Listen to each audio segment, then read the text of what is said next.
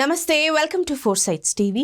ధర్మానికి నిలవత్తు రూపంగా నిలిచే శ్రీరామచంద్రమూర్తి అయోధ్యలో కొలువుదీరారు. కోట్ల మంది భక్తుల మనసు పులకిస్తున్న వేళ దేశమంతా రామనామ జపంతో సోమవారం మధ్యాహ్నం 12:20 అభిజిత్ లగ్నంలో ప్రధాని నరేంద్ర మోడీ చేతుల మీదుగా బాలరాముడికి గర్భగుడిలో ప్రాణ ప్రతిష్ఠ శాస్త్రోక్తంగా అంగరంగ వైభవంగా పూర్తయింది.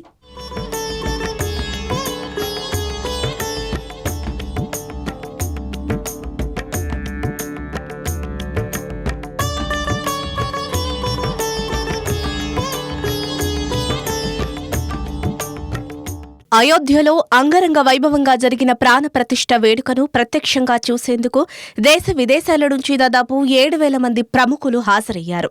వీరికి శ్రీరామ జన్మభూమి తీర్థక్షేత్ర ట్రస్ట్ వారికి ప్రత్యేక కానుకలను అందించింది. ప్రాణ ప్రతిష్ఠ తరువాత అతిథులు శ్రీరాముడిని దర్శించుకున్నారు.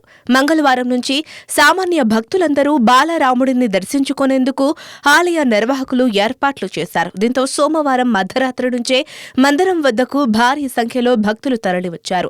రాముడిని దర్శించుకోవాలనుకునే భక్తులు తప్పనిసరిగా ఆధార్ కార్డు, గుర్తింపు పత్రం తీసుకెళ్లాల్సి ఉంటుంది. హారతి కార్యక్రమానికి ఉచితంగానే పాస్ ఇస్తున్నారు. ఆన్లైన్లో కానీ ప్రత్యక్షంగా ఆలయం వద్ద పాసులు తీసుకోవాల్సి ఉంటుంది.